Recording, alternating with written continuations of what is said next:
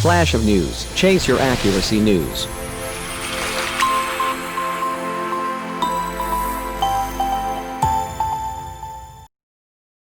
These are the most, and least, effective face masks, according to research.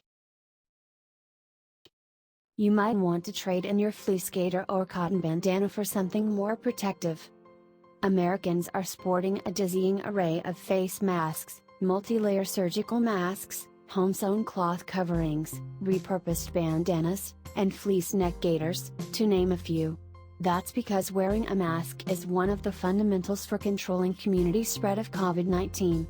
But how do different mask options stack up when it comes to protecting other people from your, potentially infectious, respiratory droplets? To answer that question, researchers at Duke University in Durham, North Carolina, devised a simple experiment to examine the efficacy of commonly available masks by estimating the number of droplets transmitted through each item worn during normal speech. They also measured respiratory droplets produced without a face covering. The study grew out of a practical question about which face masks could protect essential workers and other vulnerable populations in the community, notes Eric Westman, MD, an associate professor of medicine at Duke and one of the study co-authors. While there's plenty of research on N95 respirators and surgical masks used in healthcare settings, there's very little science around the non-medical masks, he says. So Dr. Westman turned to his physicist colleagues at Duke, who created a way to put these face masks to the test.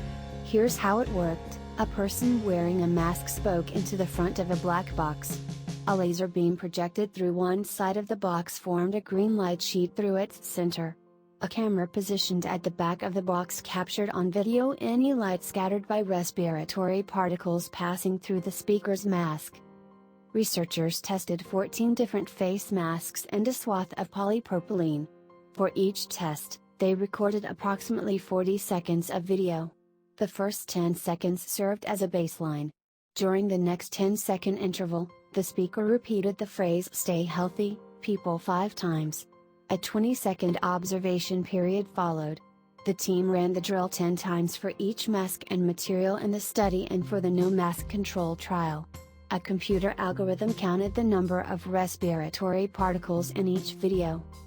Overall, the experiment revealed stark differences in the mask's effectiveness, the study authors point out in a proof-of-concept study appearing online August 7 in the journal Science Advances. The fitted 95 mask proved to be the best overall, with a droplet transmission of below 0.1%. In other words, explains Dr. Westman, those masks block transmission of about 99% of respiratory droplets. Tight-fitting N95 masks, the type that healthcare workers use, are not recommended for the general public due to persistent shortages, notes the U.S. Food and Drug Administration.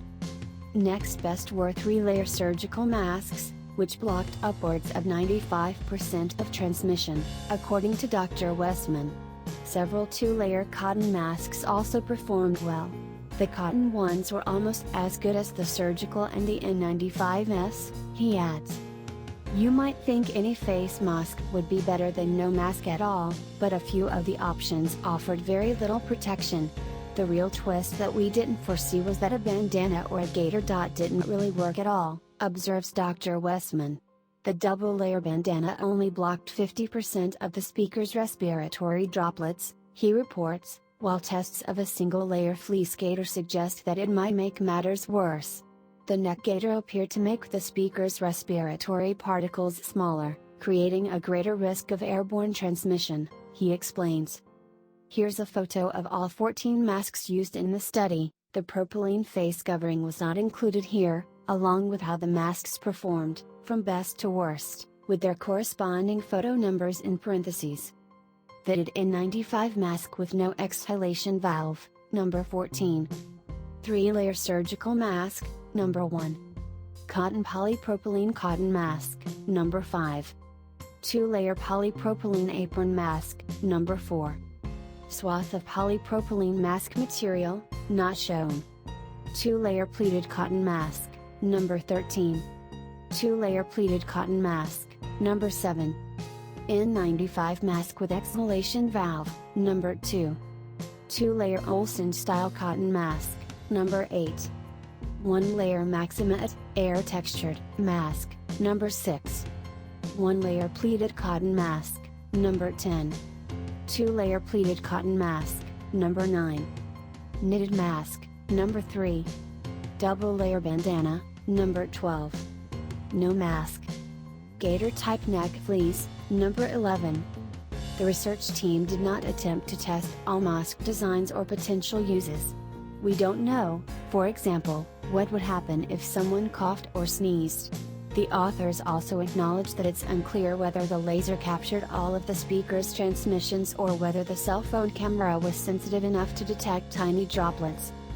This was just a demonstration. More work is required to investigate variations in masks, speakers, and how people wear them, but it demonstrates that this sort of test could easily be conducted by businesses and others that are providing masks to their employees or patrons. Quoth Martin Fisher, Ph.D., Associate Research Professor in Duke's Department of Chemistry, who set up the testing apparatus, said in a prepared statement.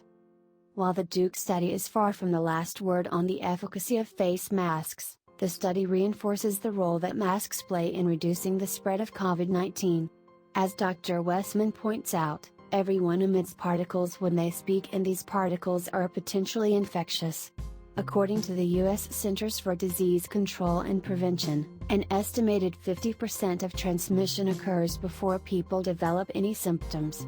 Wearing a mask is an easy way to reduce the risk of unknowingly spreading the infection, he says, but it's not a panacea. People also need to observe social distancing rules and practice good hand hygiene. Masks don't take the place of these other measures, adds Dr. Westman. The information in this story is accurate as of press time. However, as the situation surrounding COVID-19 continues to evolve, it's possible that some data have changed since publication.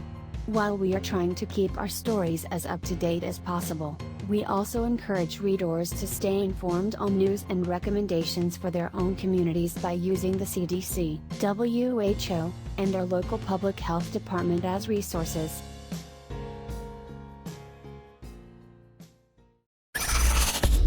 Flash of news. Chase your accuracy news.